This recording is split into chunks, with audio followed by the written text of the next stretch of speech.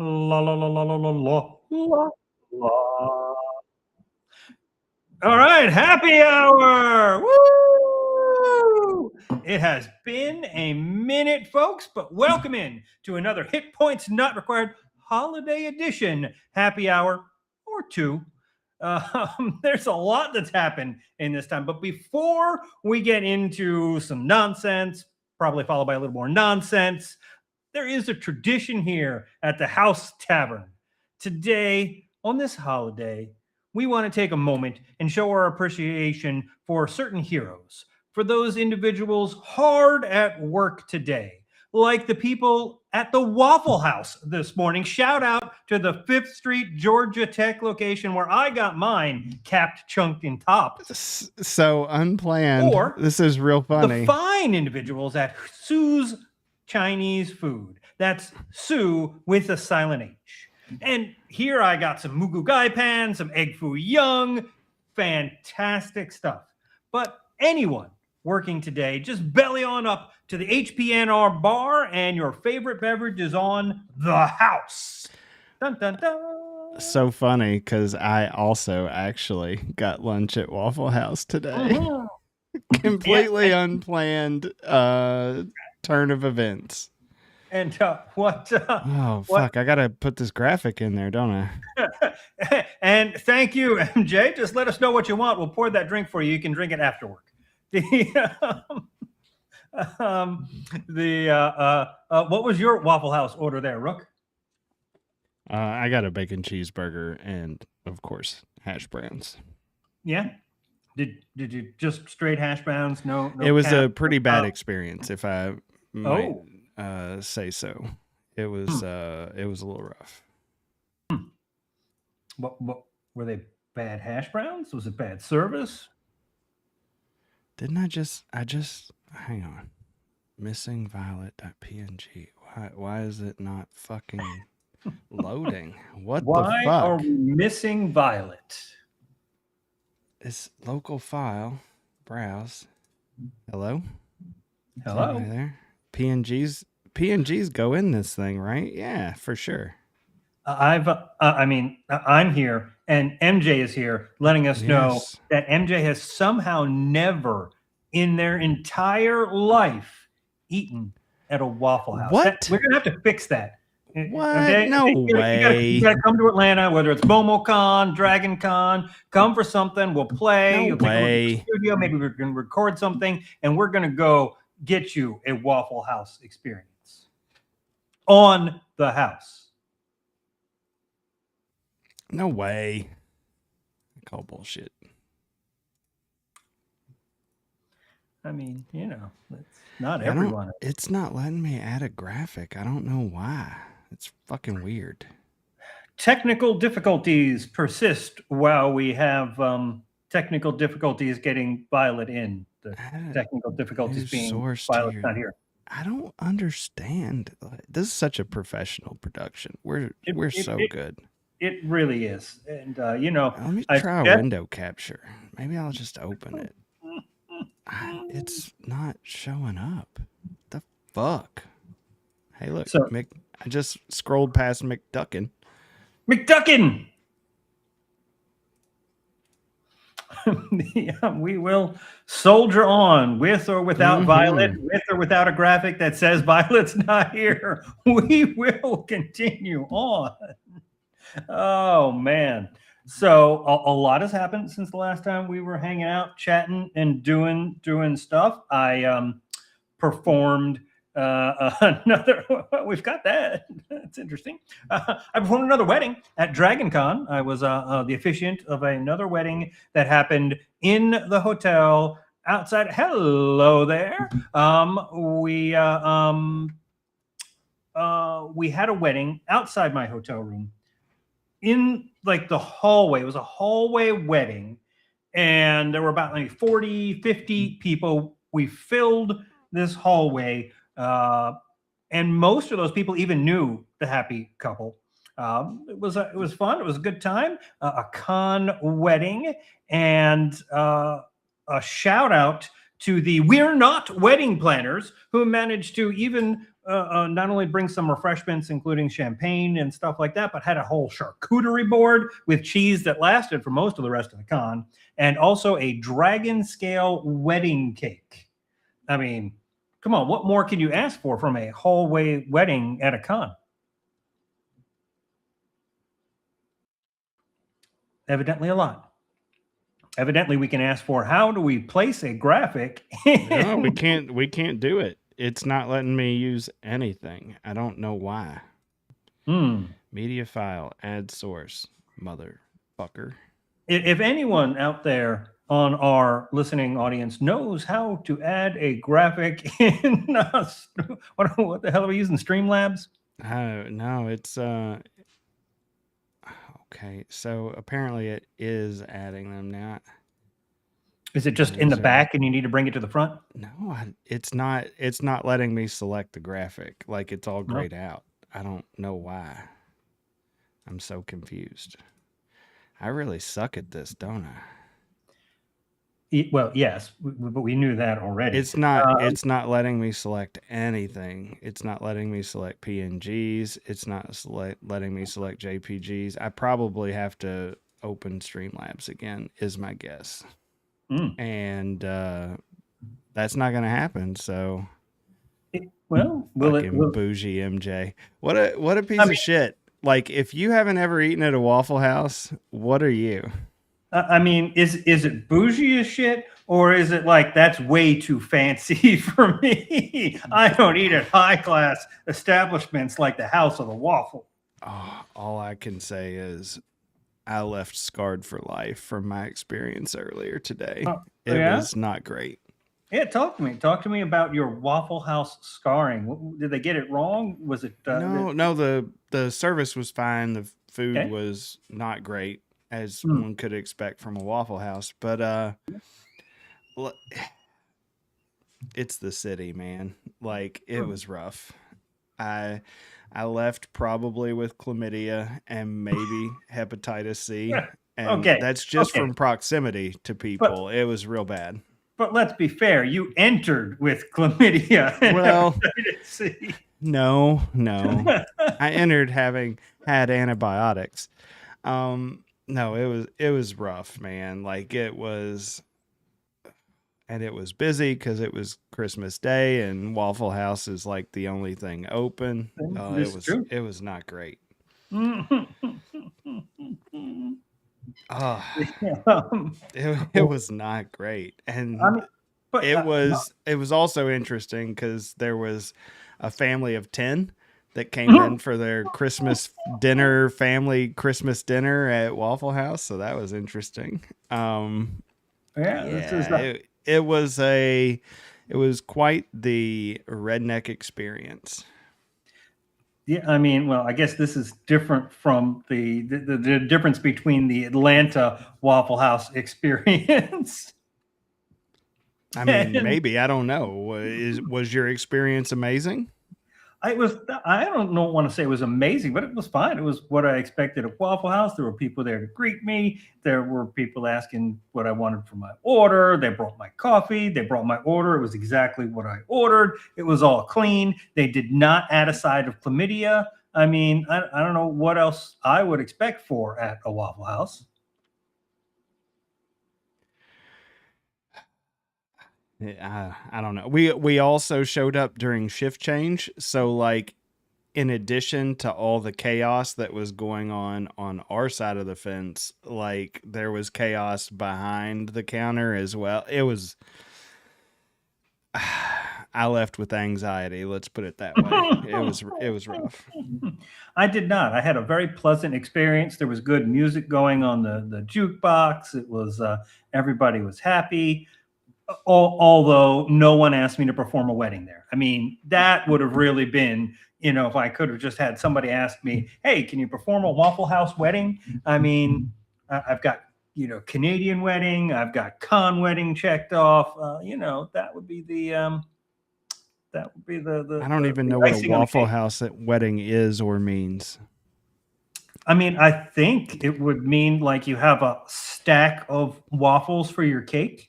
I bet you they have something in Vegas. I bet somebody Google out there and find out and throw. I would love to, but I can't put it on the screen even if I did. Yeah, so no, just throw it in our Discord. We'll look at it. What does like a Vegas Waffle House wedding consist of? It's got to be like multi-layered waffles, with some sort of extra bit in between, ending with a fight. Okay, yeah, that could be that.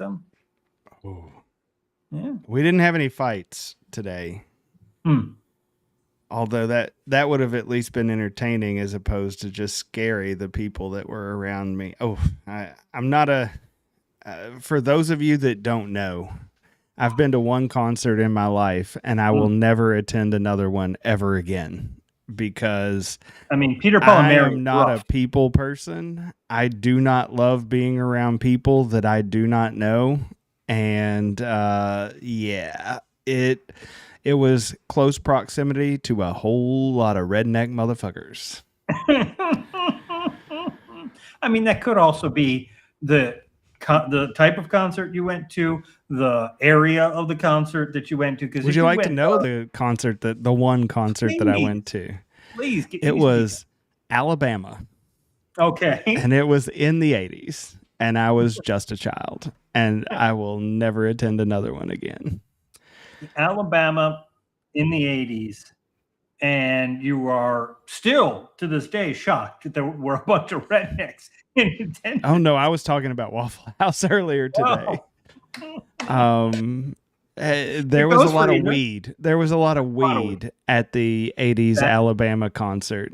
There could also have been a lot of weed at the Waffle House. It probably was, but it didn't smell like weed there. It did definitely smell like weed. Now that I know what weed smells like, which I didn't as an 8-year-old child or something like that, whatever that was, I don't know. I was probably 12. I don't know.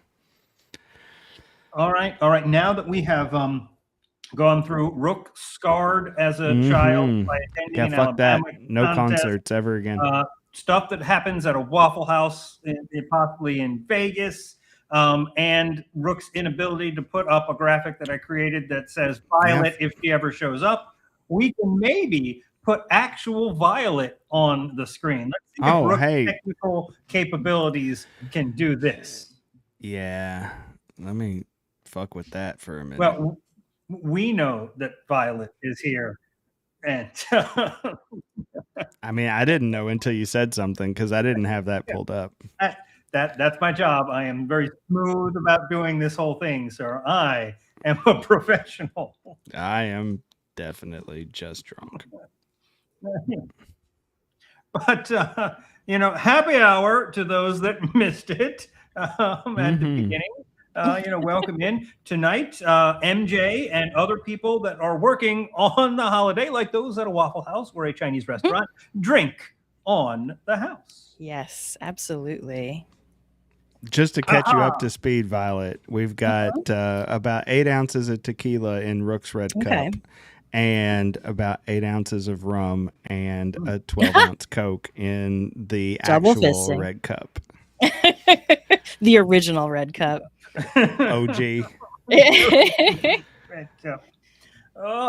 So now that everyone is here, hey, how are y'all doing? Well, we know how Rook is doing. He had a bad walk. Violet, how are you doing? Oh God, I am late because I was asleep. That's actually the most valid reason to be late ever. I don't know. It's been a rough day. Like for no good reason. Like my allergies for some reason just really kicked up today, and I got terrible sleep last night. And so I've like taken allergy medicine and I haven't slept well, so I was just like knocked out. But and I'm also not drinking alcohol right now because I feel like that would just make this situation a lot worse. You just stole my next line. I was about to say, you know what really enhances that feeling? Yeah, that's great to just pile on top of the allergy meds. It's okay. Rook will drink yours for you. You'll be hallucinating or something. But this is my favorite non-alcoholic drink that I call Crana Grandeur Ale. It's which I'm sure I've had on happy hour before. It's cranberry juice, pomegranate juice, and ginger ale. Okay. Cranberry ginger ale. Mm-hmm. I'm sure marketing was like, yeah, that sounds like a fantastic name for that. Let's see how wide we can make the labels for these bottles. Maybe we'll just go sideways on there and go up the can or something. Oh, well, I'm glad you woke up. I'm glad. I'm here. Starting off a little low bar there. I'm glad you woke up. And glad you could make achievable goals. You know, I mean, it's good. I was just starting off with things we've done since the last time we got together and hung out, which included performing another wedding at Dragon Con. So we went through all of that. You know, there's a few other things that happened on my end. I lost a puppy. So, you know, pour one out for old Maverick, but I got a new puppy. So, you know, we have yes. I've seen a brief peek of the new puppy, and wow, is that puppy cute? Why is the new puppy not on the screen right now? Right now. At this moment. I mean, to be fair, the new puppy is currently crated in a different level of the building than I am on, because I also just had my other puppy that I have essentially joint custody of, Enzo, dropped off. And if I didn't have the one crated and separated, this would just go down to a bunch of dogs yelling. Oh, they don't like each other. Puppy management going on over there. Yeah, they do. I mean, they're fine with each other now, but they play very loudly. Oh, well, where's Enzo? Because I love him and miss him. Yeah, Enzo is probably he's somewhere over there. I don't know. They just came in, dropped him off while we were already on the air, and waited, and went off to go and catch their flight to whatever fabulous destination they are going to, and I will stay home with the puppies. It's kind of you would get along so well with them, MJ. They also are bougie and fucking flying everywhere. jet flying all the time. Yeah, so another thing Violet might have missed, MJ has never visited a Waffle House. I have not either. See, it's a northern thing. They don't have them here. They're not here. What? Do you not travel? We don't have them. Do you not travel? Do you not I don't have any money, Chuck. You could hitchhike and get to the south. Hitchhike to another state to go to a Waffle House. No, I have not considered doing that. All right. I will put the same invitation out there I gave to MJ. We have in the great state of Georgia, right here in Atlanta, we have MomoCon coming up. We have Dragon Con soon to be coming half a year or so from now. Y'all come. I will house you. I will get you a ticket, and I will buy you a Waffle House meal. All you need to do is get yourselves here. And we might even be able to go over to the studio and record something. That sounds good to me. It's a good deal. Right? Yeah. What is good at it? Do you just like get waffles at Waffle House? Are there other things that are like good there? I've never had a waffle at Waffle House ever.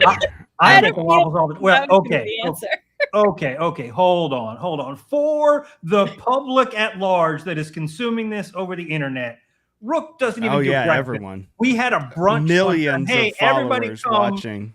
Everybody come. We're going to have a big brunch. And we get there and everybody's like, eggs Benedict, French toast, all of this. And Rook's like, I'll take the burger, please. Burger breakfast. 9 o'clock in the morning. It was not great. So don't get the burger. Definitely just stick to breakfast. Okay. Not PAX Unplugged. Maybe. I don't know if I can work that one in my schedule. I really want to go to PAX Unplugged next year. What are the dates on that? That's coming up, isn't it? I also want to try to go to PAX East. We'll see.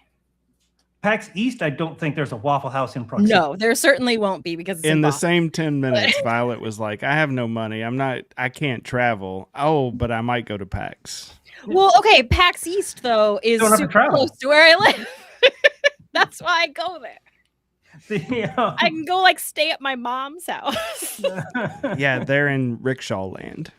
Oh, yes, IHOPs do still exist, and it's way greasier than than an IHOP. So I mean, and what's good? Getting back to the question of what's good there, I mean, it's diner type food, but the big thing is you can get your hash browns done with like a million different toppings, right? I get like mushrooms and ham and some chili on top. A lot of people like cheese on top, and they have names for it. You have to order it capped, that's mushrooms, and chunked, that's ham, and topped is the chili, covered is cheese on top. And to be honest, smothered is onions, by the way. Smothered is onions. Yep. Yeah. You get there, and MJ, it's 2026. MomoCon is in a couple of months. That would make more sense. But the you get those hash browns and you order them with cheese on them, and it is a square of cheese that has been melted on top. Like a slice of American cheese. Yes, 100%. It's absolutely fresh out of the plastic. Absolutely that. Exactly. That's exactly what it is. It is not high class, but it's fine, greasy food, and it's just one of those things where it's one of the only things open on Christmas Day, or that's why I was there. And B, it's you know what you're going to get. You go to any. I mean, I would say that the bougie form of like a Waffle House would be something like a Cracker Barrel, right? That's your bougie shit. But no Waffle House. It's like Denny's, basically. I mean, that's being generous, but sure, yeah. Generous to Denny's. If Denny's was in a like shipping container. Yes. That's what Waffle House actually is. I mean, you literally sit at the counter and then you order, and right behind you, they yell it off to the guys who you could watch take the stuff and put it on the big griddle they got in the back and make it and then throw it to you. Or at you, depending. Denny's was always it's the only thing that's open and we're drunk. Let's go there kind of place. Yeah. I wasn't drunk yet. I am now, but I wasn't then when I went earlier this morning. Yeah. I mean, and Waffle House is 24 hours, so there's a lot of late night stuff going on there. And we'll use the word stuff very loosely. Stuff. But yeah, it's just one of those things where, hey, you're driving all night somewhere and you see a sign, Waffle House, next exit. And you're like, oh, okay, I can eat Waffle House. I know what I'm going to get. And it's fine. All-star special, scrambled eggs, bacon. This is how I want my hash browns. This is the type of waffle I want. Yeah, it's fine. It is fine. But we were also talking about puppies. And I went and got a puppy. I found a puppy that I wanted, another corgi. For those of you that have not seen pictures, I don't know if I've posted any on Discord. I will post a couple there. Go to my social media anywhere. He is all over my social media. You don't have social media and you know my phone number, just message me. I will send you back. Rook, do not put my phone on screen. Oh, you can't. It just starts like crawling across the bottom of the screen like a news feed. I can't put shit on until I reload Streamlabs, which would turn off the stream or something. So yeah, I can't put nothing up there. But this dog is from Albany, New York. I live in Atlanta, Georgia. So I had to fly up and get the dog. He was 8 weeks old at the time, and I flew there and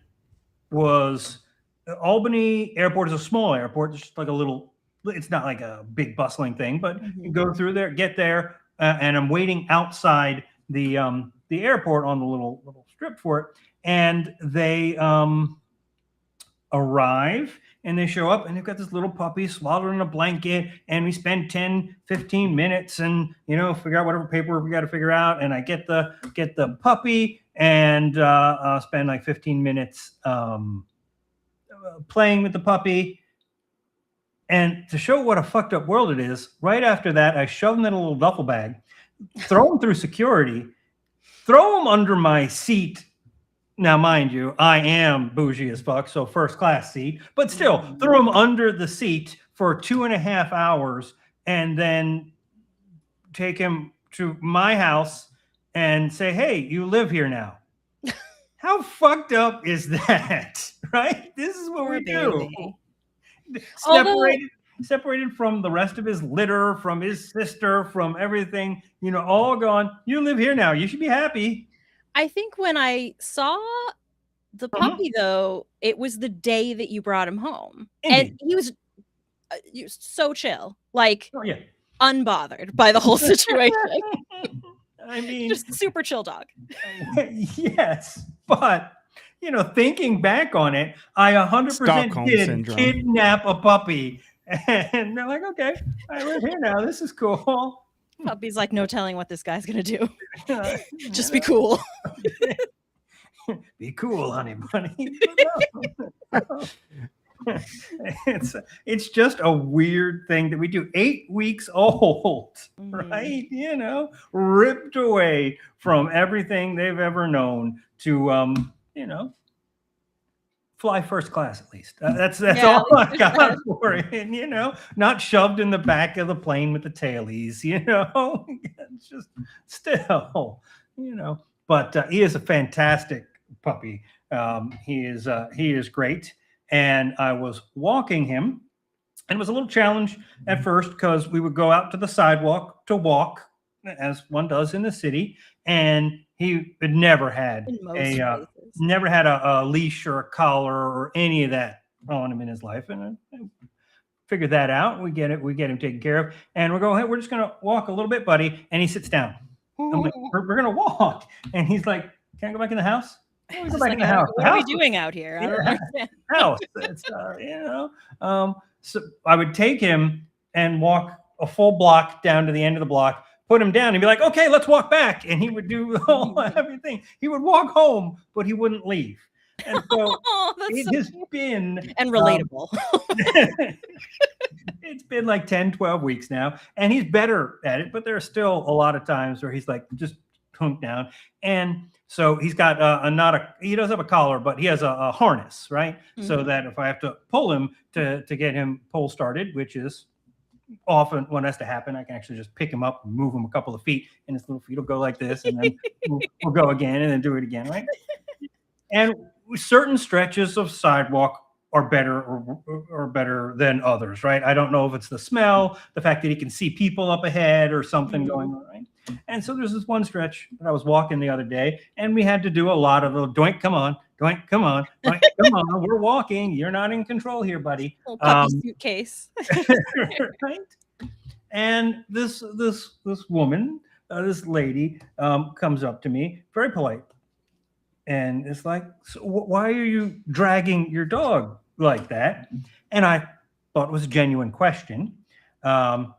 And I answer, well, he's a puppy and we're working on training and he does this. And I don't even get halfway through the answer. And she's like, I don't like it. I don't want to watch you doing that. Fuck you, bitch. And bang, bang, bang. Oh, no. Did that not happen? No, that didn't happen. I responded in my typical fashion. All right, well, look somewhere else and you won't have to watch me doing this. And she responds, and here's really the point of this whole story. She responds by saying, it's borderline abusive. And I'm like, okay. My response to that was, okay, great. Have a blessed day. And we went about. But it got me thinking later. Which is Southern. For those of you that are not from the South, that's Southern for fuck you, bitch. But it got me thinking, is this a thing people are doing now? And I try and think of, have I ever done this? You want to say something. You want to be authority, like you're abusing that dog, but you want to try and remove any amount of deniability in this, right? You want to absolve yourself. That's borderline abusive. I mean, imagine if you will, you're driving in your car and a police officer pulls you over and you're like, oh, sorry, was my taillight out? I don't know what was the officer. And the officer was like, license and registration, please. You were borderline speeding. You were almost speeding. Yeah, it's like, if you weren't actually doing anything, why the fuck are you talking to me, lady? Like, right? Borderline. What is it? What is that? Borderline. Like, so even she acknowledges it was not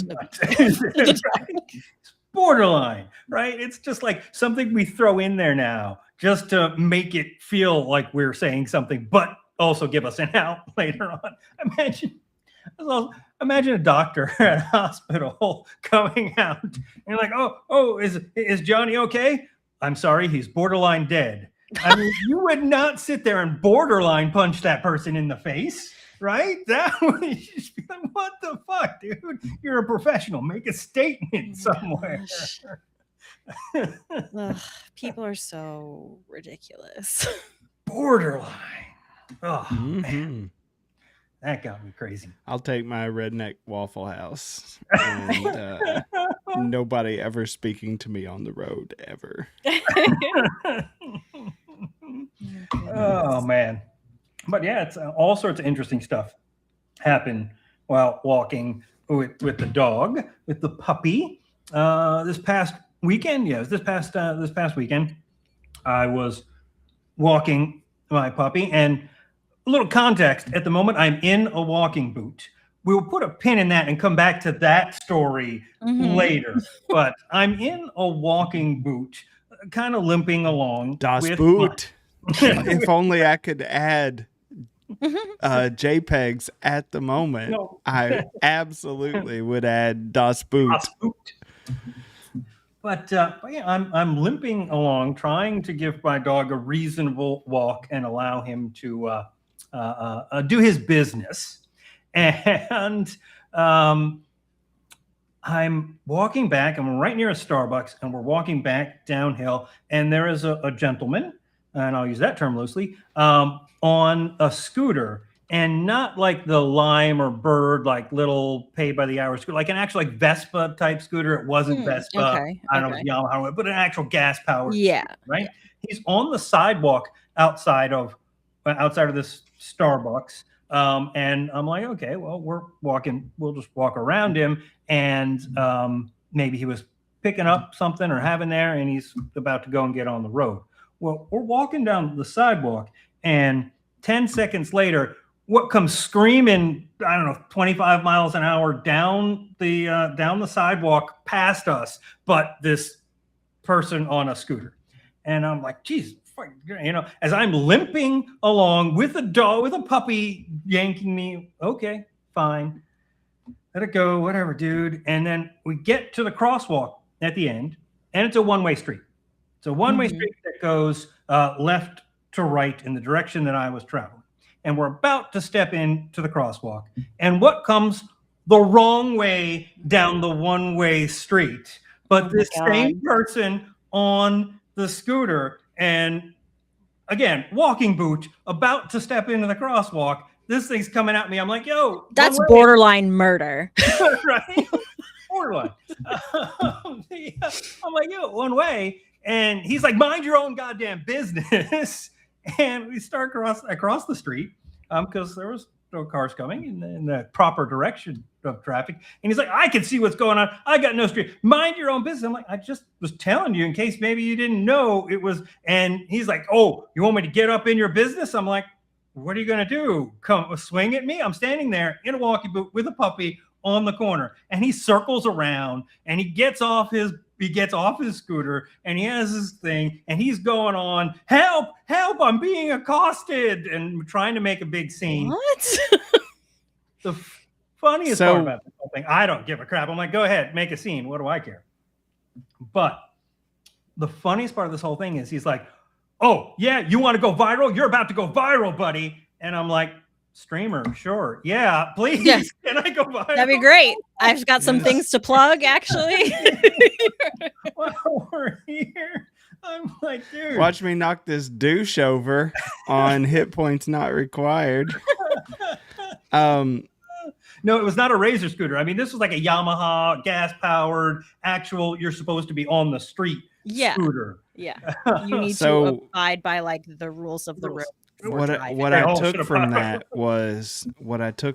was you actually should have just pushed them over the first time they came past you. Probably. Like, you should have just knocked them on their ass the first time around before they ever circled back. Yeah, no, I'm just like, damn. Do you? What kind of threat is it? You want to go viral? Yeah, I kind of. Yes, I do. Oh, God. Help! I'm being accosted. I'm sitting there in a hoodie, one hand in the pocket of the hoodie, the other hand holding a dog. Again, in a walking boot. Who's accosting you? Like, I don't see. You came over to me, buddy. Oh my God. Only in the city. What are you gonna do? Sheesh. Drink tequila. Oh yes. Cheers to that. To going viral.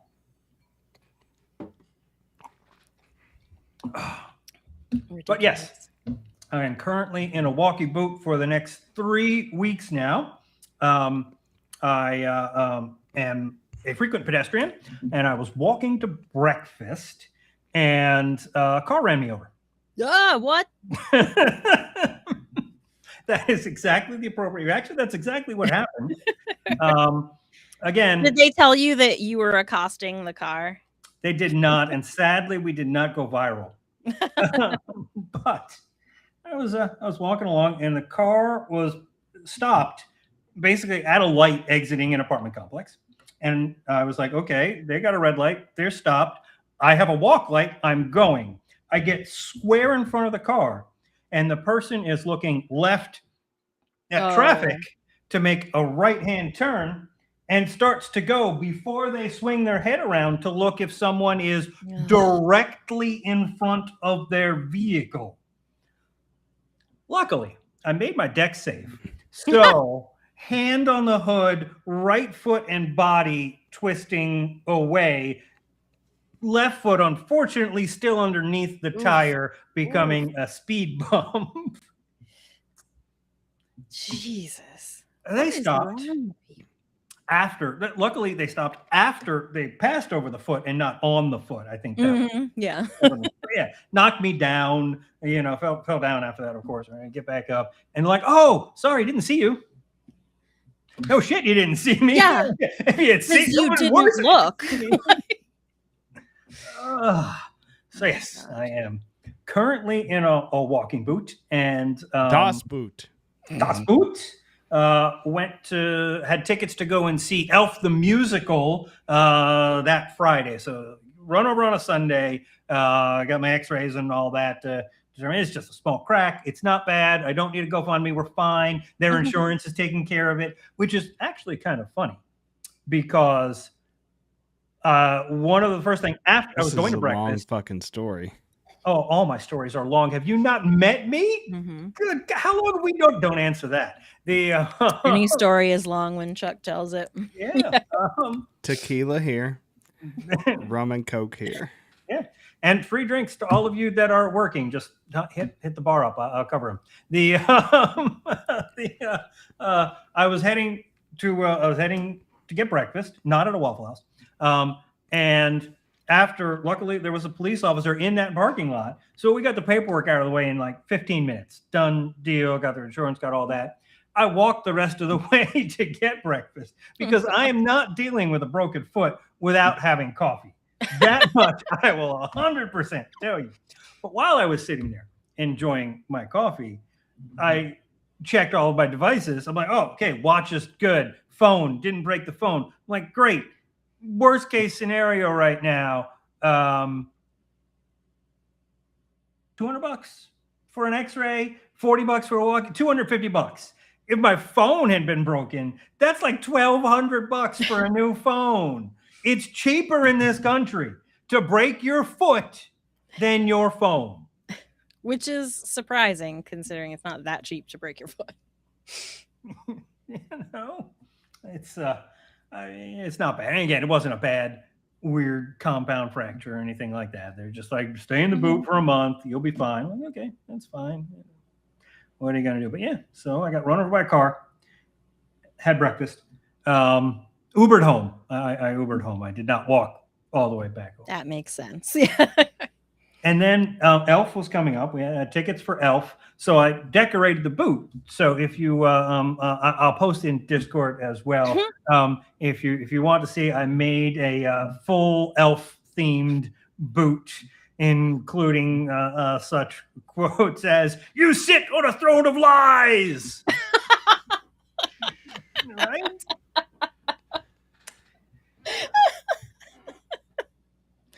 One does. So that's what's been going on with me. So I mean, what's been going on with the rest of y'all? We don't have time for that. Let's talk about some D&D shit. Oh, I didn't have any D&D shit planned to talk about. Oh no. No, right. Did you want? Is there something you want to talk about D&D related? Really. I just wanted to talk in general about what's been going on. None of us play D&D in a hot fucking minute. So and I have been playing a bit with our very good friend Nikki. He's so amazing. I love Nikki. Now Nikki the Goblin DM? Yes. Formerly Nikki the Wig DM, now Nikki the Goblin DM. Yes. I actually played a one-shot on Nikki's Twitch stream recently. I don't know what, like a week ago? The day before I got run over by a car. I know because I was at John Mulaney. Okay. Yeah, so that was fun. It was like a holiday one shot, and then I've also been playing a sort of holiday themed mini campaign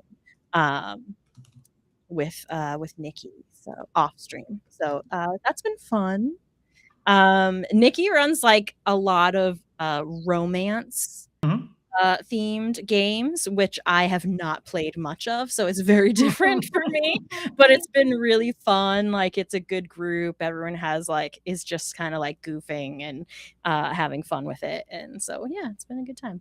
Yeah, and if you like what you're hearing here, Nikki is running a variation. Normally for Halloween time, she does these things. Spirit of Halloween stores. Holiday theme. There's a lot of themes. She's got a similar one for Christmas. You're at the mall in this store. You got to try and either save or destroy Christmas. That is what we played in our one shot on the stream. has coming up on this Saturday, I believe, like a morning one and an afternoon one. I think I'm going to play in the afternoon one. So if you want to sign on up, check out on Start Playing, come on over, and we will have some shenanigans. Shenanigans, indeed. Yeah. So that's haven't been playing as much as usual lately, but have had an opportunity to play a little bit with Nikki, which has been great. Love Nikki. Also, another Atlanta person I will ask on Saturday and inquire about the Waffle House status on whether or not they have managed to eat at Waffle House. Hey, MJ, you're going to DM. Ooh, that's cool. I want to play in an MJ game. I want to throw a no flag. Where's it at? I don't even. They should be in there. Say no. There they are. Oh my god. Oh, fucking Hootie. What a great character. MJ, I love you. Hootie was the man. Oh. Yeah, I did not prepare. I figured we were just gonna hang out and shoot the shit for a little bit. It's a holiday, all that sort of stuff. I do have one D&D related thing to talk about, but if you've got something else, please, Brooke, by all means. Oh, I was just thinking the new Faerun books came out, and there's some new subclasses to talk about. Was there anything that sparked your interest that you liked? I haven't looked at them. Excellent. That's what I like to hear. You want to pitch a couple? I'll give you an instant reaction. There's the less divine sorcerer. Soulfire or something. That's a weird name. I don't even know what it's fucking called. It's half divine, half not really. Not as much as it used to be. Hell of a pitch. Yeah. Sounds great. But it was still kind of cool. I thought that was interesting. That's about it. Carry on, soldiers. Yeah, I mean, I looked at it. I've looked at it a little bit, but like, I can't remember what any of them were. So they didn't make that much of an impression, I guess. Borderline divine sorcerer. Yeah. Yes, points to you, MJ. Yep. Moving on. No D&D to talk about tonight. I'll tell you this, though. I am reading a book right now, and for those of you who do not know me, I'm always reading a book, and usually fantasy of some genre or not. This one is a new one, and I'm not going to out the author or anything like that, but it really feels like reading someone's D&D campaign. Oh, really? Let me tell you this, right? So it basically starts off as almost like a Dirty Dozen situation. If you all are familiar with the movie, a bunch of people, for those of you who may not be, a bunch of people on death row essentially are pulled off and given the opportunity to go on a mission instead. And instead of this one being for like military or for government, you're doing it for the Pope.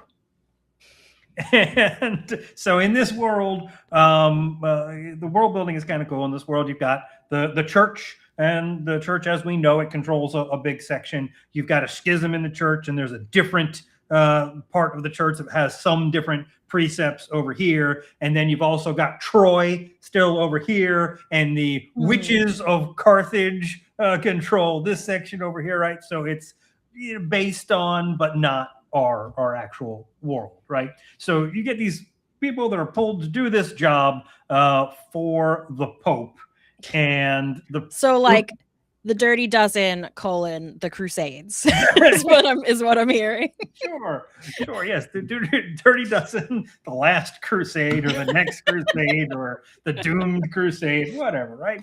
And it really feels like so it's just this ragtag of group of people thrown together, and you've got a magician wizard, you've got a former crusader that has been cursed and can't die, very paladin-esque, right? You've got a werewolf, you've got a vampire, you've got, I mean, it really, in this case, you've got an elf, because elves are one of it's humans versus elf sort of thing or whatever. But you've got these different people. You've got this person, human, that's basically a rogue, right? It's basically, I can break into everything. I can do what? Okay, right? So they get this D&D party together, and the book goes very straightforward. It's like, okay, we're out on the road and we get accosted by bandits and we have to fight them down. Okay, now we do that. Now we get to this next thing over here, and we're assigned in order to get past this city and get a boat to where we want to go. We have to make a deal with the dude, and he wants us to break into a magician's house. So we need to break in. So you got break into a magician's house and do this quest to get. That is a straight up D&D campaign. Like this thing after this thing after this thing, and I'm like, it's not more fantasy genre that I like, especially right now, has like different areas, and you got here's what's going on here, here's what's going on there, and then you work everything together. We've got these characters, and we're literally just following the single plot line, just following this party, and this is what they did in my D&D campaign. And in the next session, like, okay, that's it's not bad. It's not horrible. I don't hate reading it. I'm not like, I'm done with this book or anything like that. But I was just like, I'm like, this is a D&D campaign. It's 100% a D&D campaign. It sounds fun. I would like to play in this D&D campaign, but I don't really want to read a D&D campaign. I don't know. Not what I was sold on. I think it works much better when you have literature that's been written, and then you make D&D campaign or setting or something like that based around that. I mean, it's a very different medium, you know. It's like you'd really need different. If you're just sort of sitting there and kind of passively just like reading a story that has already been laid out, you really need it to do things that you don't need when you are actively participating, you know. Like there doesn't need to be a lot of pre-existing structure in a story you are actively participating in, because you bring a lot of stuff to it. Yeah. But when you're just reading a story, you got to do a little more work than that, buddy. Like, damn. I mean, and this is not the first book I've read by this author, and his other stuff has been more traditional or more than fantasy with stuff going on and complicated. I know you can do this. Why is this doing this? It super sounds like someone played a fucking D&D game and was like, this story's awesome. This was so good, and probably was when they played it. But then they decided to make it a book. And didn't do the work to yeah. No. I mean, isn't that the premise of the entire Dragonlance world? Well, but that's more like you can tell stories in the game setting. That's different from just straight up telling your campaign like exactly what the party did every step of the way. You know what I mean? The main story of Dragonlance was, this is what the party did. This is the game. This is the story. This is how these people acted, and this is what they did. I mean, are you talking about the Dragonlance campaign, or are you talking about the Dragonlance books? The books. Like the whole thing was based off of as Violet sitting there pounding her cran apple, whatever it is. I am not. I'm pounding fucking tequila and rum. Cran Grandeur Ale. Trademark. Violet. What? You left me wanting. Why did you not drink? I would feel so much more sick than I already do if I drank alcohol tonight. The allergies are really kicking my ass. Like, all right, not good. So we'll see you again in 15 minutes. Go get some alcohol. No, I mean, I certainly can't buy any now. Like, why not? Do you know where I live? They don't sell alcohol on Christmas. I'm sure there's someone with a bicycle that would be happy to go. No, you can't legally sell it. What? Like, I'm in Massachusetts. Yeah, and their bicycles. They have very restrictive like alcohol sales laws. So I certainly cannot go buy anything today. I'm in the Bible Belt, and I bet I can go and find something. I mean, we're not. It's those Puritans, you know, leftover Puritan ethics. I mean, I'm so far in the Bible Belt. I get every Sunday I'll go someplace to get breakfast, and I'll hear this. Nope, can't serve alcohol until 11. It's used to be noon. Now it's 11. You cannot get alcohol with your brunch until 11 a.m. They're not allowed to sell it. Mm-hmm. No Bloody Mary, no mimosa, no nothing. Mm-hmm. Can you DoorDash alcohol? Yes, I can. I've done that before. When liquor stores are open here, you can do it here. But they're not open. Why? Like what? Yeah, but they used to be. That's the only thing open right now here in Kentucky. Here's like what convenience stores, fast food. No, Chinese the convenience food, stores aren't even open. Like the gas stations, they're not open, but the liquor stores are. When I moved down here from the north, and we did not have alcohol, beer, all of that in gas stations and whatever. They used to have. We don't have that here. They used to have separate buildings for that. For you have to go to those specific buildings. So I come down here and they've got that. And then I thought it was funny that you're in your gas station, your convenience store, and they've got the section, and they have to like tape it over or lock it up on Sundays because you're not allowed to sell alcohol on Sundays. Yeah, That's exactly how it is here. Like mostly you buy alcohol from like a liquor store. Like it is a store specifically for that. Like you don't usually, there are some convenience stores and grocery stores that do have alcohol, but it's like zoned. So like there can't be too many within a certain distance. So there's not like a lot of them. Which sucks because the zoning here, like I used to be able to get alcohol at a Trader Joe's and it was so fucking cheap. It was awesome. But the Trader Joe's that's near me now, like because of the zoning, they can't carry alcohol. It sucks because it's alcohol is the devil. It's weird how cheap it is there, but yeah, at places that do like, you know, have it in a regular store that's not just a liquor store, they have to lock it up. Or have some way of like blocking off that section during like days or times that alcohol sales are illegal. Can you imagine in the D&D setting? Nope, no healing potion for you. It's a Sunday. Sorry. This section closed. I know those goblins cabinets fucked you up, but better hang on for the day. Better long rest that shit out. Yeah, better take a long rest. Come back tomorrow. Oh, goodness. But yeah, so I cannot get alcohol. In fact, I don't think I could get it after, like, so I think it was just mentioned in chat, you know, some places have like a cutoff time. I think yesterday actually there was a cutoff time. Like you couldn't get it after a certain time yesterday. Because you should be in church. But not at all today. So yeah, that was part of it. I actually don't have any on hand right now is also why, because I didn't go out. I was going to go out yesterday and get Okay, flag on the play. I don't have one to throw, but I'm tossing some laundry on this. You did not just find out an hour ago or yesterday that you were going to be streaming. The fact that you did not prepare that far enough ahead of time is not on us, okay? No, but it doesn't even matter because I wouldn't have wanted to drink it even if I had it because I feel like shit today.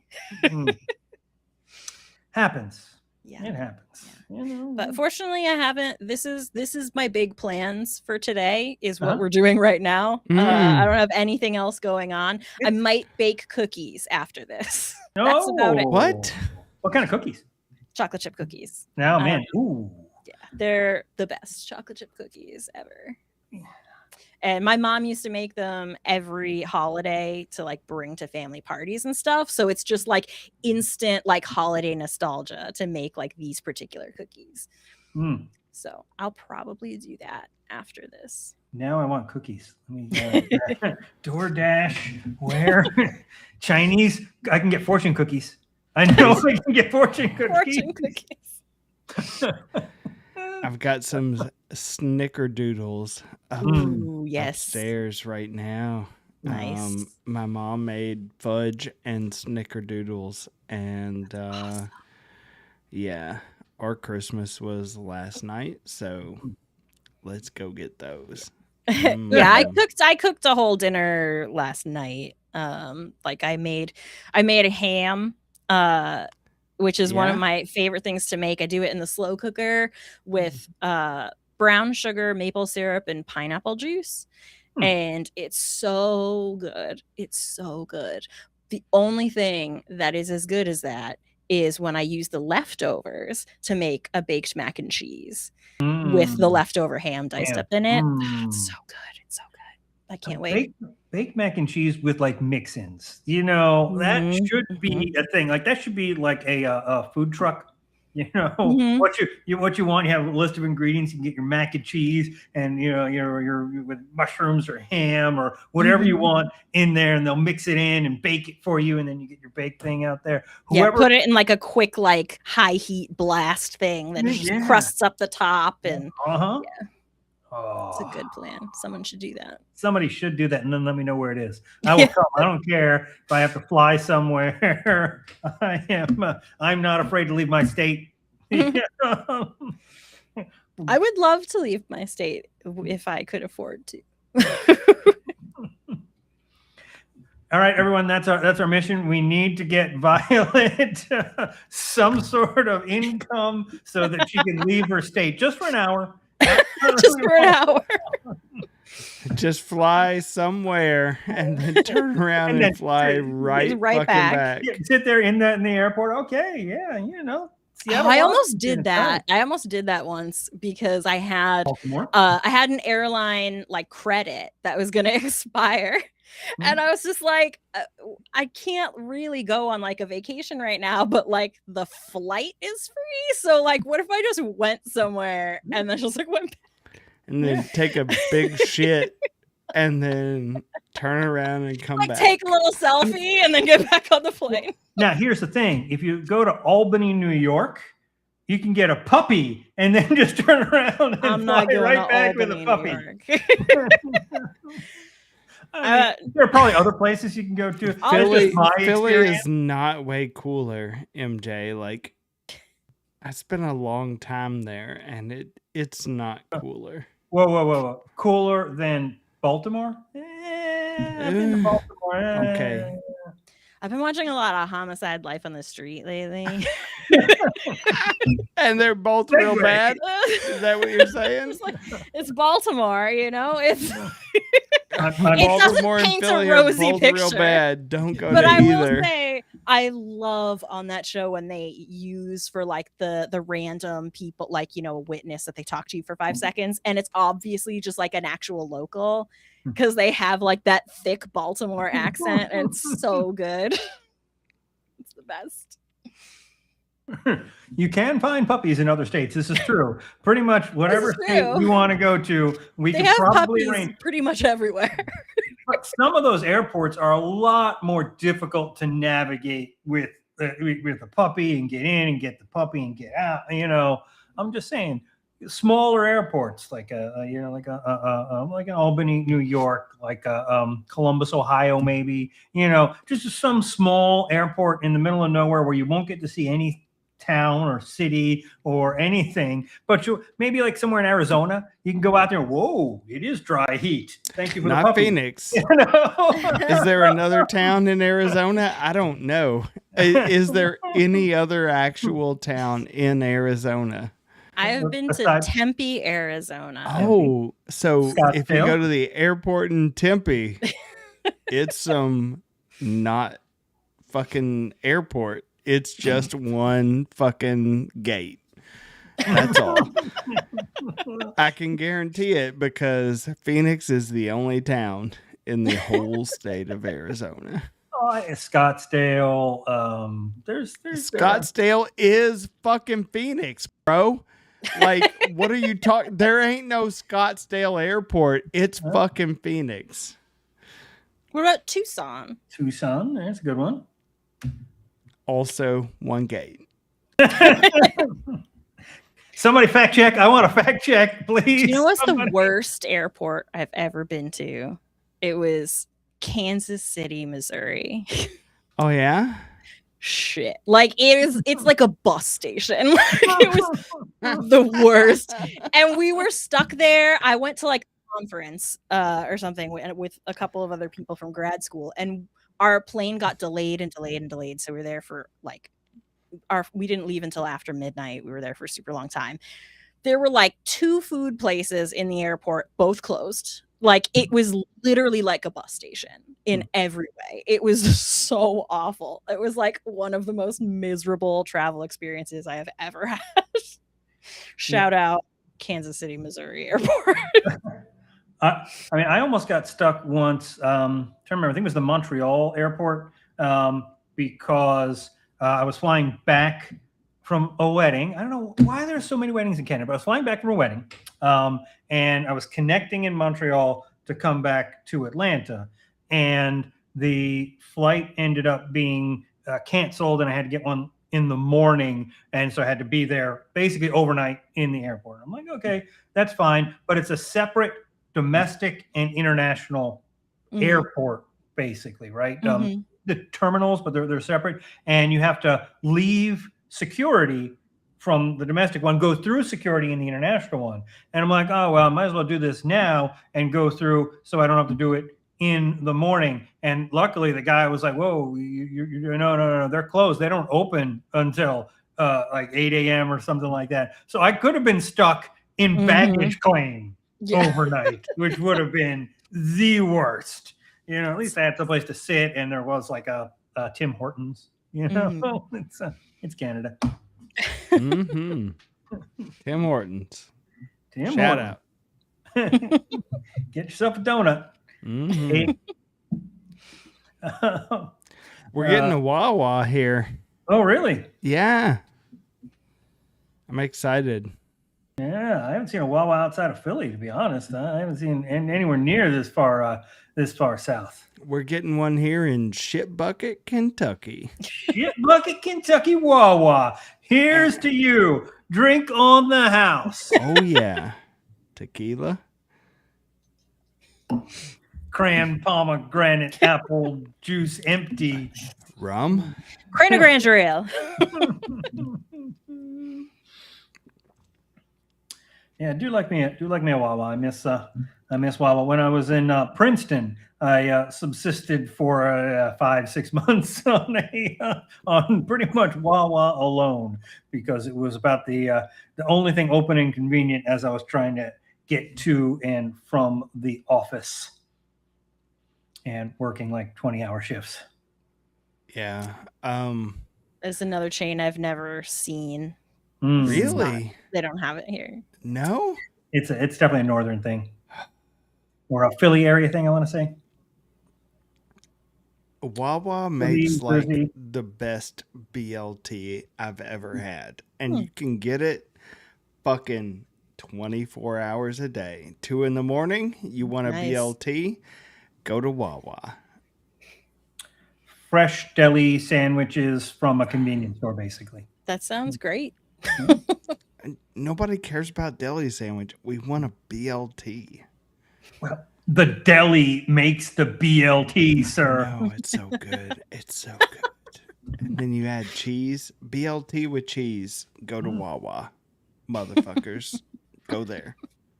Wawa, if you would like to sponsor some Dungeons and Dragons. We haven't even talked about Dungeons and Dragons. What are you like? What? We have indeed. You brought up some if they sponsor us, random ass class that I don't even know the name of. Like we didn't even talk about D&D. But if they sponsor us, then we will. Yeah. We'll BLT, be the Wawa class. Wawa. What are you playing? I'm playing a Wawa. I'm playing a Wawa cook class. Wawa patron warlock. Yeah. With the cook. Would you like some sandwiches? I'll make you some sandwiches. Have the sandwich feet. Speaking of sandwiches, my all-time favorite holiday movie has to be Bad Santa. But I'm interested to see what ranks up there in your pantheons. Scrooged. Scrooged is so good. Like the one line, if I had a single line from any movie ever, it's a toaster. Bonk. And boom. Like Scrooged is the most amazing movie ever. Classic. If you haven't seen it, do it right now. It's Christmas Day. Go do it. Scrooge is a good choice. I do like Scrooge. Elf is up there. Elf is a classic, and safe. I'm just so here's my take on Will Ferrell.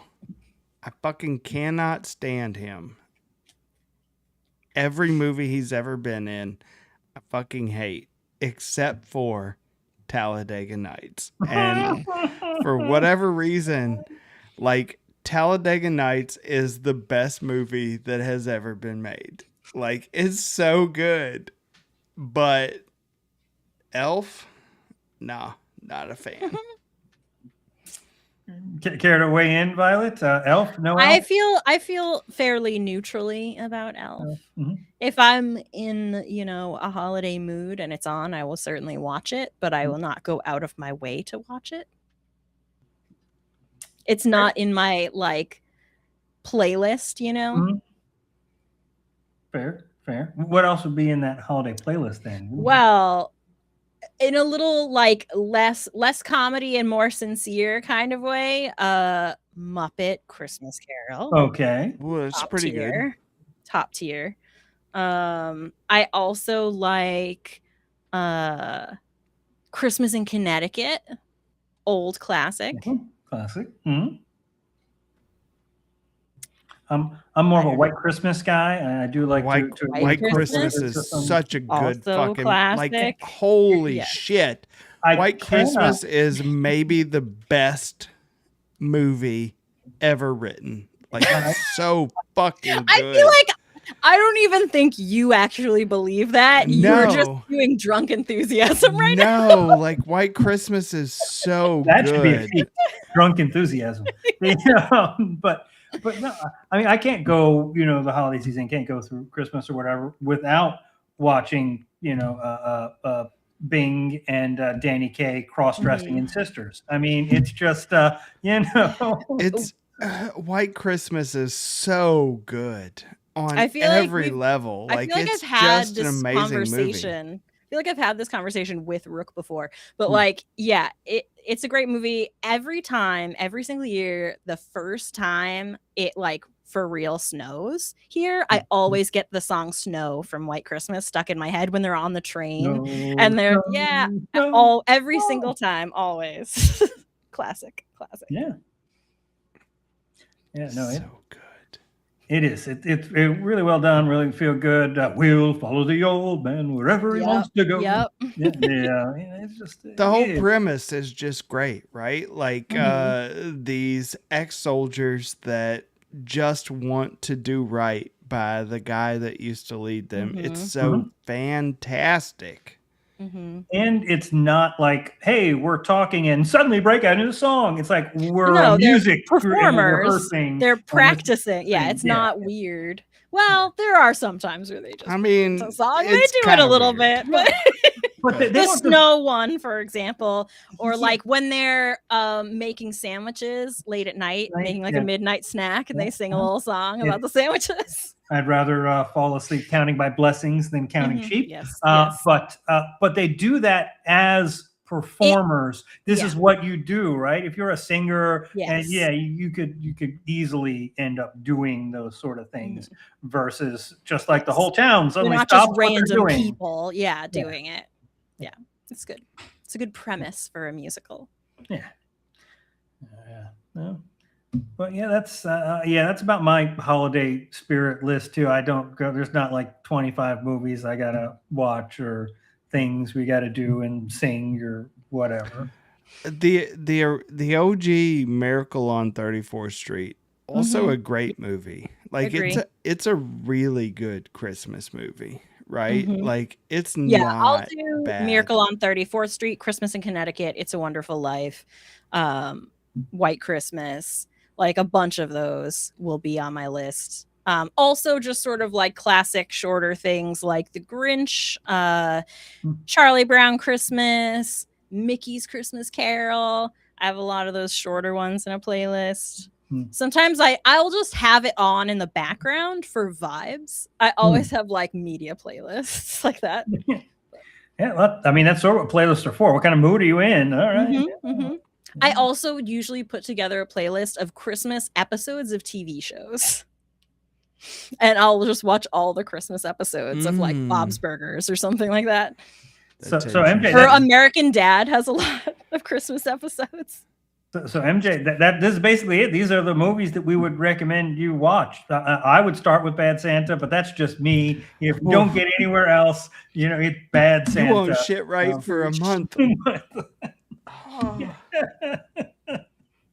Really? But Scrooge, though, is a universal crowd pleaser. No one could possibly dislike Scrooge. That's always a good choice. It's so good. It's so good. Like fucking Bill Murray. It's the in best, his prime. Yeah. It really is the best Bill Murray movie ever. Like Bobcat Goldthwait is in it. Like, what more do you want? Well, I mean, we do have Billy Bob Thornton, John Ritter. We've got Bernie Mac. Oh, God. How about 48%? Oh, it's so good. Oh, Bad Santa's great. it's really great, but Scrooged is better. Scrooged is better. Yeah, there's that's why it's a wide world, and there's something for everybody's taste. I mean, I could watch either. I'm not going to say that, but if I had my choice, it's Bad Santa all the way. No, I don't want a fucking sandwich. All right, God, kid, with the fucking sandwiches.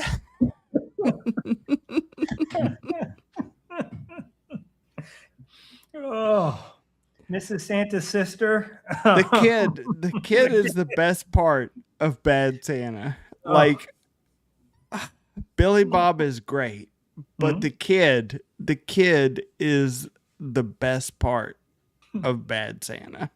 Are you fucking with me, kid? You're fucking with me. And then at the very end of the movie, I gotta get this pink elephant to the kid. Like, it's so amazing. Bad Santa is a great movie. It really is. And it knows what it is. It doesn't pretend to be otherwise. And that may have been Billy Bob Thornton's best performance too. I mean, they're all basically just him being a dick, whether it's Landman or Goliath or whatever the fuck he's been. I think Goliath is Billy Bob's greatest performance. Goliath is, holy shit, Goliath is so good. Yeah, that was a really good show. I did enjoy that show. I'm enjoying Landman too. It's different, but it's very much Billy Bob being Billy Bob. Mm-hmm. Yeah. Right. Now you're veering into talking about TV shows territory, and there's some other stuff we could talk about. I have a Pluribus? new Pluribus. I knew you would know. I knew that you would know that I was watching Pluribus. 100% had to be. It's just so solidly like a show I would watch. Mm-hmm. Like it's right along the lines of Severance in that it's that sort of like unsettling dystopia, weird what the fuck is going on kind of show, and I love it so much. It's so weird. It's so fucked up on so many levels, and she is so great. She is fantastic. Yes. And I think there were like 3 or 4 people from that I've noticed from Better Call Saul. Better Call Saul, yeah. Yeah, that have been cast in there. Yeah, I heard that like he primarily made this show, Pluribus, just as a vehicle for her. Just to like show off how great she is, because like he just thought she was such a wonderful performer and wanted her to be like the focus of something. Yeah. But it's such a good show. Oh my God. And she's so good in that same curmudgeon sort of role. Oh my God. Yeah. But there's so I do have questions. I mean, we could talk about that all freaking night. Like, how can you have this interconnected thing? Everybody knows everything, but they just don't get people. Like, that is what my wife is constantly bringing up. Like, why don't they know that this behavior is creepy? They were individuals before. They remember what that was like. They should be able to. How do they not know that they're being fucking weird? Right? How can you not be able to like read the room at all? So many questions. Questions, though. I mean, maybe they'll answer, but it seems like that's just a vehicle. The show won't work. I think that is partially true, but I have like theories about like there are a lot of things that I think are being suppressed in them, like in particular like negative emotions and things like that I don't think they have full access to everything. It really seems like, and I don't know if any of this is spoilers, but if you want, tune into our Pluribus podcast starting. But no, it really seems like it's almost like a virus. Its job is to replicate. And yes, this is what I was saying the other day. Yeah, right. So it needs to eliminate all the stuff that keeps you from replicating. But at that point, if that's the case, then why not just kill the 12 people? I think the inability to do that like extreme pacifist nature is in a lot of ways, I think, a survival thing. Do you know what I mean? Like, by not posing a threat, they keep themselves from getting wiped out earlier on. But also it's just, again, it's viruses don't reason. That's the thing is, and she even says all the time, like, it's a biological imperative. It's not like we decided this is the right thing to do. They have to do it. Like, it's not rational. Yeah, but there's this whole thing, not eating, wouldn't even pluck an apple to eat it, and you're going to kill yourselves, but you're going to kill yourselves creating this thing to replicate yourself throughout the universe. Yeah. Right. Well, that's exactly like a virus. It'll destroy its host, but it only needs to survive long enough to communicate itself to the next host before it destroys the current one. You know what I mean? Like, it's exactly like a virus. There's that schism. We don't care, and we're going to infect the entire human population, even though it's going to kill X percentage of them. Yeah. And we don't care about that, but we do care about the people that we didn't get to incorporate yet. And even though they could fuck everything up for us, we aren't. Virus just wants to infect. It doesn't rationalize and reason who and why to infect. It just wants to infect. Yeah. Is a straight up virus. Anyway, that show rules, and you should watch it. Anybody that has not watched yet, I recommend you again stop listening to us be idiots and go. There's way better things you could be doing. Don't stop listening to us. We suck. No, I mean, stay tuned in. Just put it on mute and then open another browser tab. There's a thought. These guys fucking suck. Let's put them on mute and then go watch something better. That doesn't suck. Yeah. That way they get the credit for you having watched it and been there the whole time.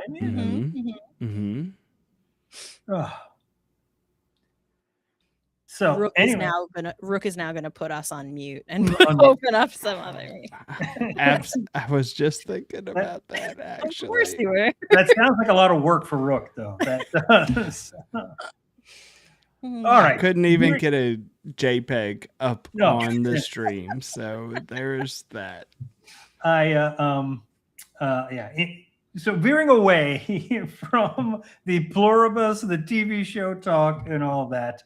One other thing that I did in the interim where we haven't seen everybody, I went to New York City with Vellum. I took Vellum with me. Oh, yes, I saw that. Yes, we went to see 2 off-Broadway shows, both involving books.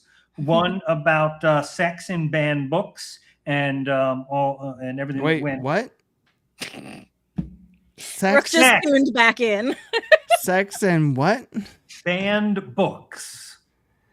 In the 1960s and McCarthyism and all this stuff going on, sort of a story about that, which is a really cool, small little production in the Village.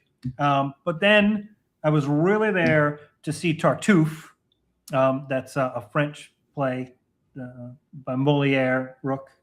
It doesn't matter. Which was fantastic. It was a fantastic performance of this play about the dangers of losing yourself and in the church and all of that sort of stuff. But it was done in a library from the 1600s. Ooh, that's awesome. And I know you're saying, wait, you went to New York City to see a library from the 1600s? That doesn't exactly make sense. And you are correct that it would not have made sense. There was nobody in the 1600s making a library in the middle of New York, Manhattan. But this particular library starts with a group of people called the Vanderbilts. I'm sure you all are familiar with the Vanderbilts. They were on vacation in Italy, World War I time. And Commodore Vanderbilt's granddaughter was getting married. So he was in the process of building a mansion for her in New York City, as the Vanderbilts do. You're getting married? Let's build you a mansion. Anyway, they were vacationing. It was probably like Black Friday or something. And they big sale on mansions. No sale on the mansions. But they were in Italy and they saw this library and they're like, oh, we like this library. How much? Sale on libraries. Yeah. What the fuck are we even talking about right now? Like, this is a true so story. Far. Like, it doesn't matter if it's true or not. Like we could talk about the fucking Aztecs for I don't know how long, but it doesn't fucking matter. That's all I got to say. But at any rate, Commodore Vanderbilt. Vanderbilt was like, check. I'll buy this library from you. Purchased the library, brought it over. Yeah, well, I'm imagining that he went to his whatever vehicle within the World War I time and pulled out a handful of gold and was like, here, let me get this library. 2 handfuls to it, make it 3. And they tore this thing down. The ceiling with this big hand-painted thing on there. They tore it all down, put it in 2 separate boats because they were afraid that a U-boat was going to sink it, and sailed it back over here and put it back up in the middle of freaking New York City. This is definitely an excellent use of everyone's time and money. Right. Did I mention that I have to piss? Well, have you emptied one of your cups yet? Not yet. No. I could just combine them, pour one into the other. But just then don't get confused about which one is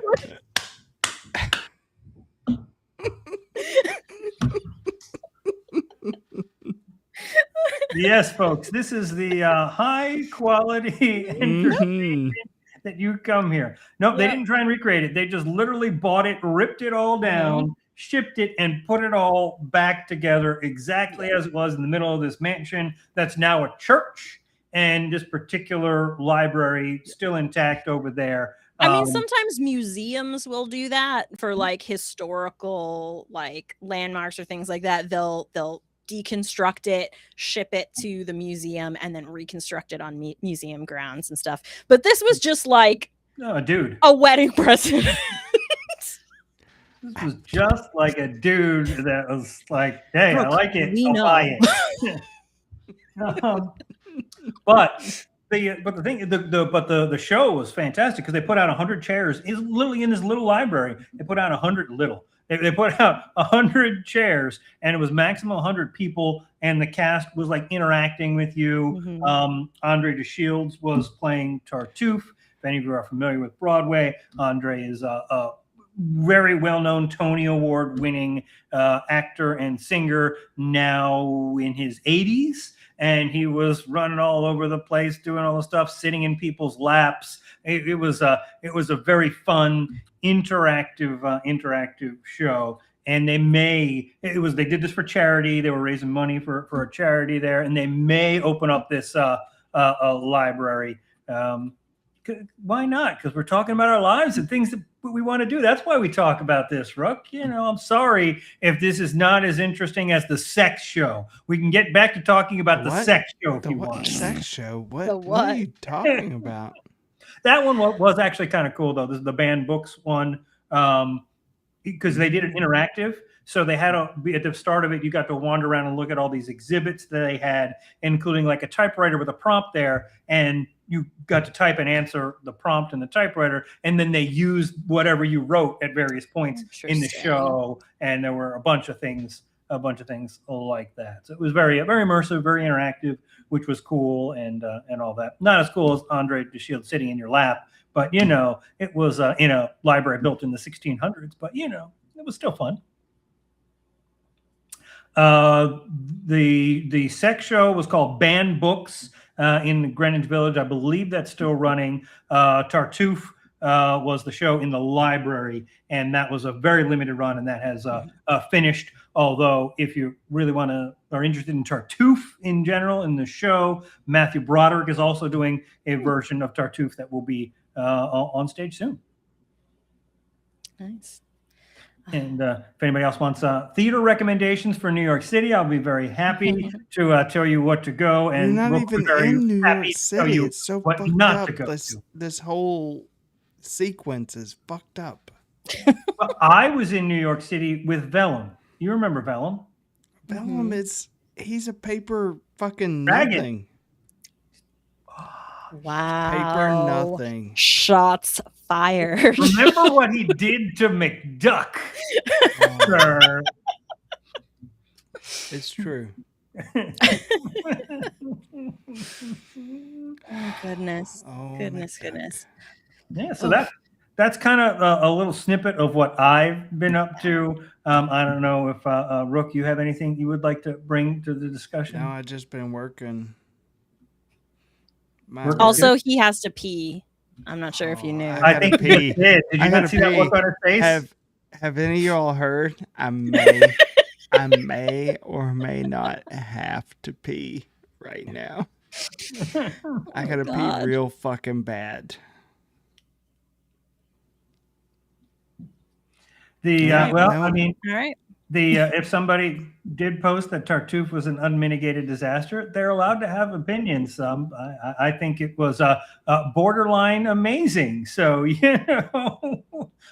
I can, as did most of the people that I saw it with. So Reddit is not probably the ultimate be all. I feel like those two things go together though. Like one person saying it's amazing and one person saying like that was a fucking nightmare.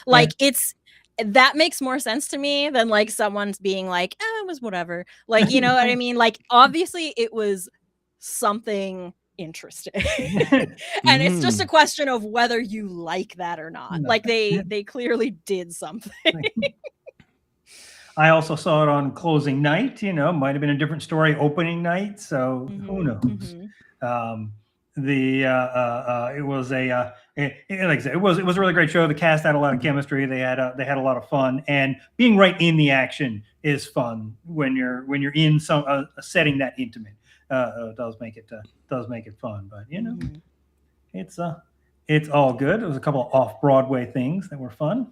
I miss when I lived closer to Boston. I used to go see a lot of Shakespeare stuff in particular. Actors Shakespeare Project in Boston puts on wonderful, wonderful shows. They do lots of like really interesting interpretations with like costumes and sets and stuff like that, setting plays in different ways and with their casting choices. They're just really awesome, and I used to go see them all the time.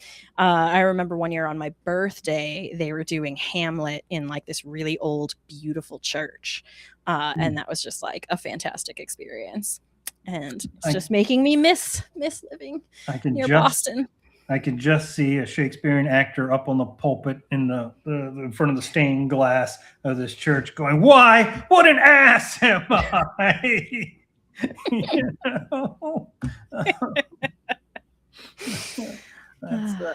That does seem good. But yeah, live theater is great, and small performances. I mean, big shows can be fantastic too. I love some big shows, but yeah, the small little intimate performances and interactive stuff. I love that stuff. I miss not having that sort of stuff here in Atlanta. I know. That's because I'm in Western Massachusetts now, and it's a few hours away to go to Boston. And it used to be just hop on the train and you're there. Could go just at a moment's notice. You feel like going, and I miss that. Yeah, I miss being able to grab that Wawa sandwich in Princeton, get on the Princeton Junction train, and be in New York. If you just get the BLT. Everybody write it down. Extra cheese, like cheese and then extra cheese. It's the perfect Wawa First the regular sandwich. Cheese and then the extra cheese. Exactly. If you're really indulgent, get extra bacon too. But and then have the first heart attack on the train. Cheese. We have a question from the chat. How do y'all know each other? Yeah, I'm not sure the stream is rolling. Is it rolling? Somebody in the chat tell me the stream is still rolling. I mean, it looks like it's rolling to me. Okay. I don't know. There's some shit happening on Twitch right now. Oh. Yeah. Oh. Yeah, there's some shit happening. Oh. I'm going to go pee then. Yeah, you go pee. You go pee. I will tell this story. Whether anyone's listening or not. No, we have to retell it. We will retell it. But Rook and I met in a game that didn't go very well. We actually played for a little while. He had played in that game a lot longer than I had, and I came in, and it was billed as a deadly campaign, and the the DM, at a certain point, it was like people just started quitting because it felt like the DM was just deliberately trying to kill people and not trying to tell a story and have it be in a deadly world. And there was one session where someone, I won't mention their name, rage quit. It just took off. That sounds right. But we had been talking for a while, and the name of this channel actually comes from that campaign. I'm not sure if we have talked very often about the name of this channel, but we were playing in this deadly campaign, and there was one guy that just died every session. He was like, hadn't played in a while and wanted to pick it back up again, and so decided to play a wizard. And we're like, okay. And he decided to play a blade singer. Okay, blade singer, deadly campaign, lower level, and like every session, every fight for sure, he would go down. Everybody else would, okay, we got to bring it back up, and you're trying to win this deadly fight and know that you got to take care of this guy over here. And then we got to a town at one point in time, and it was like, okay, we're just gonna have fun in the town. And we did not have any fight, and it was the best session we had in that campaign, where we were just horsing around in this bar. There was a donkey that we had purchased to carry our stuff, and the donkey had a special section in the bar where the donkey could drink beer. And we ended up setting up a contest between this guy that was dying all the time and the donkey, who could drink more beer or not, whatever. It was a drinking contest, right? And at the end of that session, we were like, look, see, it doesn't matter the fight and how many hit points you have. None of that matters. Hit points are not required to have a good time. And so that is the basis of this channel. And that was, in that campaign, was how Rook and I met. And then we wanted to start this, and we worked through a few iterations of telling stories. I believe what I was told was the actual original line was that hit points are not required to outdrink a donkey. That was the original shirt we still have that shirt, but hit points are not required to have a good time or outdrink a donkey. Do not try that at home, please. We don't recommend anyone do that. But yeah, we knew each other, and then there was another project that Rook met Violet on, and we were working on this project, and said, hey, let's all get together. Yeah, Rook and Chuck had already been working on hit points not required stuff, and Rook and I met playing a different game that was meant to be a stream, but never quite got to the streaming part. So there was a lot of shenanigans, but I think because Rook and I kind of felt like the only sane people in the room at a certain point. I was invited to join Hit Points Not Required. Yeah, that's how we started this whole mess. The question in the chat now poses is who won, the wizard or the donkey? And the story, Rook, you want to take the wizard won. Despite all the advantages that the donkey was given, the party persevered and buffed the wizard sufficiently to the point that the wizard did in fact outdrink the donkey, and we have a t-shirt to prove it. Yes. We do in fact have a t-shirt to prove it. I'll post that in the Discord later for those who want to see. But here, I think what happened was we tried to secretly buff the wizard, got caught buffing the wizard, of course, and they're like, "Oh, well, then we are going to buff the donkey." So that's the best thing to do. Don't shut down the shenanigans. No. Yes. Yeah. Exactly. And the dwarves did in fact buff the donkey, and somehow or another through the dice gods, the party persevered, and we did in fact win the challenge. Outdrink a donkey. Yeah.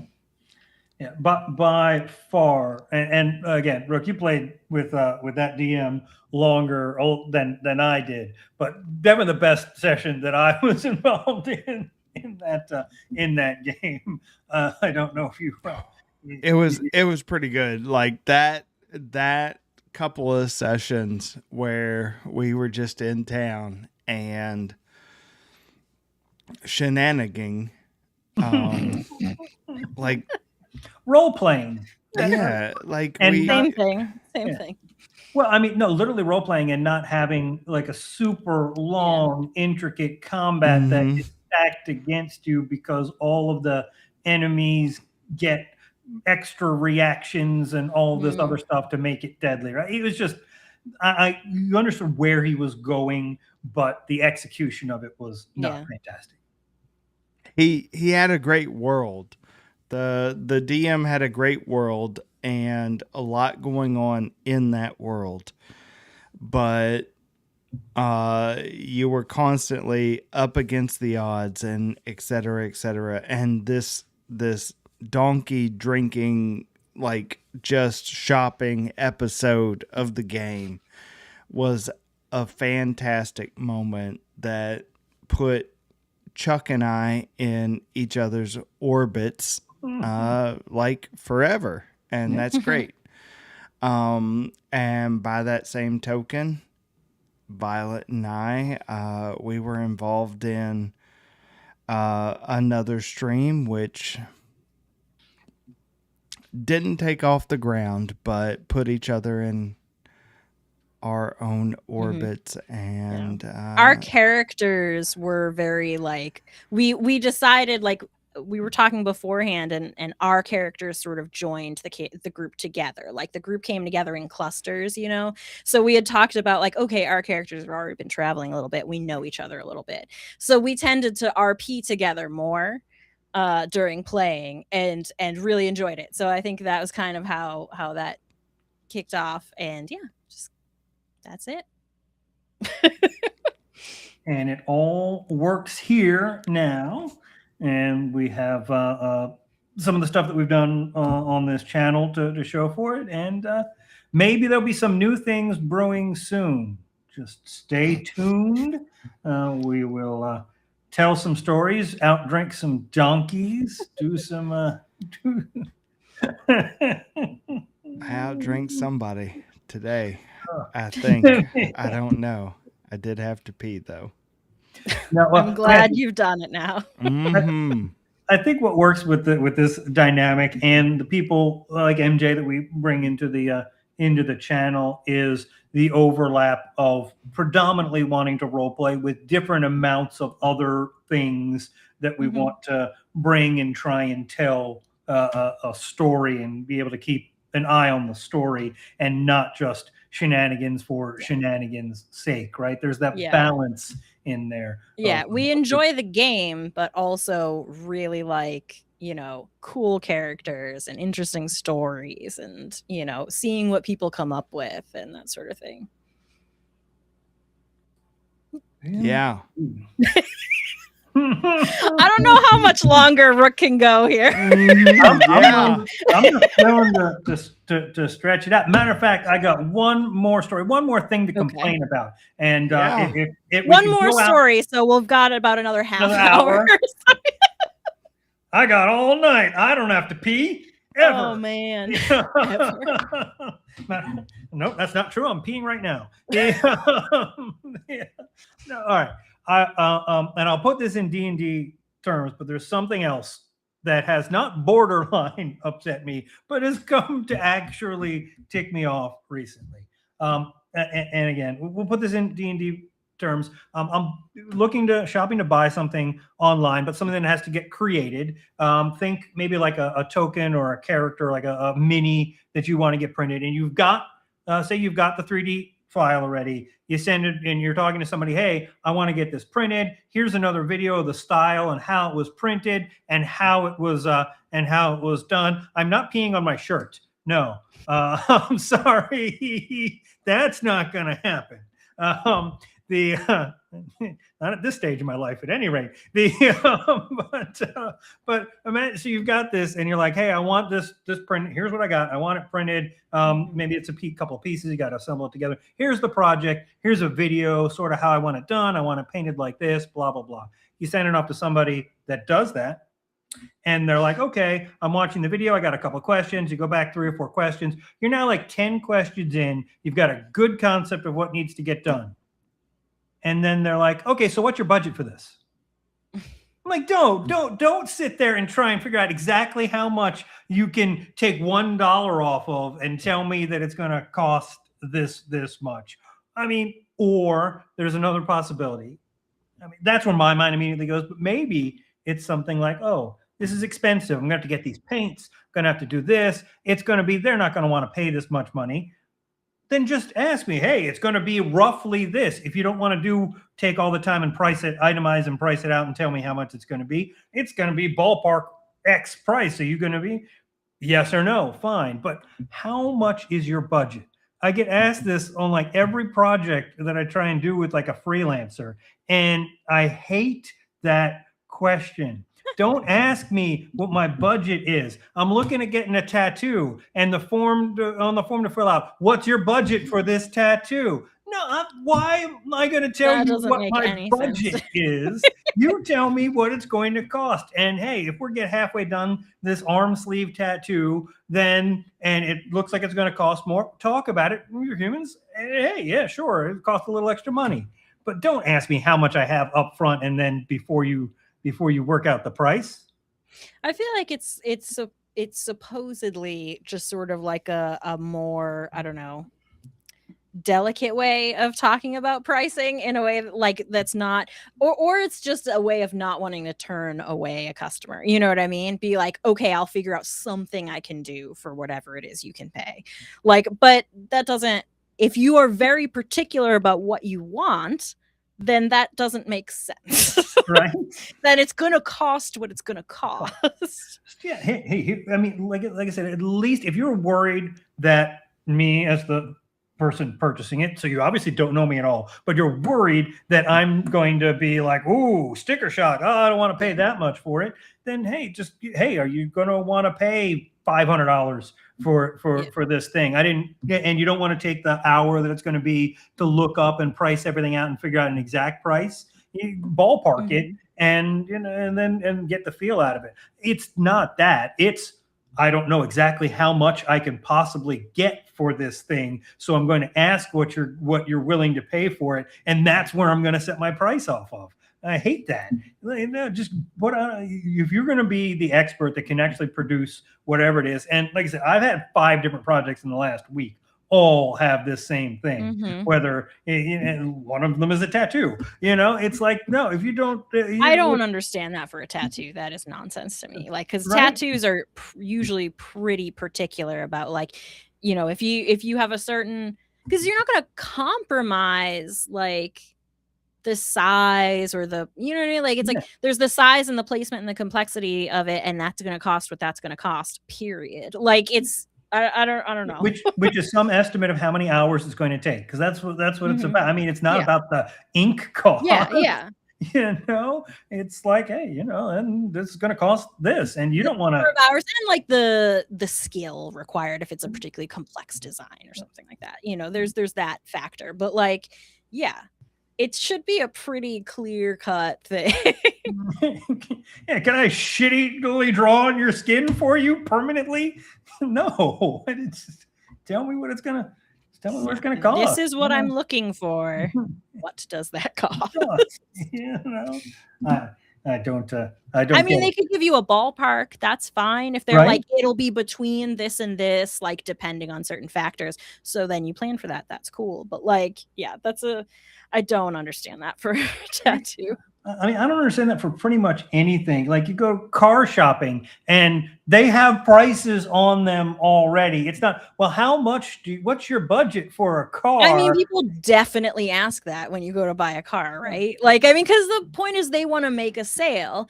So it's like, whatever you say your budget is, they want to find you something that fits it so they can sell you something. Not if you're okay. Yeah, if you're going to a car lot or something like that. But if you're going, maybe if you're buying an individual car, hey, so you were selling this car, you don't see a person selling a used car, like selling their old car. And let me know your budget, and I'll let you know if you can buy this car. Right? It doesn't work that way. Violet talking about cars like there aren't horses and buggies in like I know one single thing about a car. I don't drive. I have never driven. I have never had a driver's license in my life. Also, there are no cars in Violet's town. That is what Rook believes. Yes. Well, okay. For those of you that have not happy houred with us for a relative 15 months now, when we first started, we learned that recycling pickup and trash and recycling is not done with everything. There are no motor vehicles down the street. In the entire it's done by vicinity of ever. There is a service where I live, and they do your regular like weekly trash pickup. Yeah, on a bike. It's like a bike. They pull a little trailer with the bike, and they load it up on the little trailer, and they pull it. I looked into this to clarify how they do it. They have like different stations, like different spots around the city where they have trash compactors set up. So it's like they're doing relatively short runs from. They'll go down a street, pick up all the trash, and then they'll go back to the compactor, load it all up, then do another run. That's how it works. I don't know what to tell you. I rent here. When we moved in, they were like, this is how your trash pickup is going to be. And we were like, okay. The hypothetical here. If for some reason you wanted to throw away a sleeper sofa, do you just leave that and they're like, you can't do that, but you can call them and say like, they'll send a large double item. Biker. They'll send a double biker to rickshaw that shit away. And we've done that before when we had like large items or like a lot of stuff. Like we had like a big load of like cardboard that had accumulated, and we had them come pick it all up at once, and we called them for like a special pickup for it. So you can do that, but yeah, you can't leave just like furniture. But then again, where I live, if you put furniture out, someone's going to take it. Like, it's not going to be out there for very long. This place is crawling with college students. Like, stuff is not going to stay on that curb for long. So, oh my. Well, all right. I think that will, on that note, I think that will about wrap it up. Thank you all for tuning in for this special holiday edition of Hit Points Not Required Happy Hour. Hanging out with us, yeah. Listening to our bullshit and watching Rook descend into tequila. I'm Rook's so sorry. Rapid descent. I mean, his chin's not even on the screen to anymore. Make it. I tried so hard to make it, but I couldn't. I could not do it. Oh, well. On that note, again, thank you for joining us. We hope you've had a fantastic holiday. I hope we didn't trouble you too much during the couple of hours that we rambled on. And we would like you to remember that hit points are not required to enjoy a tasty beverage, alcoholic or not. Or yes, alcoholic or yes. Well, it's time for me to go bake cookies. Bake cookies.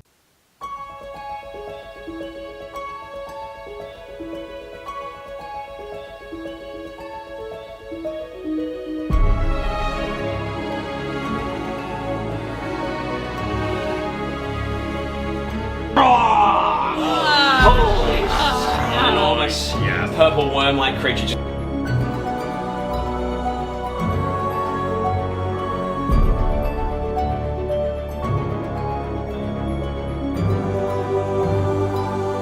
And they come across a goblin that is charging them.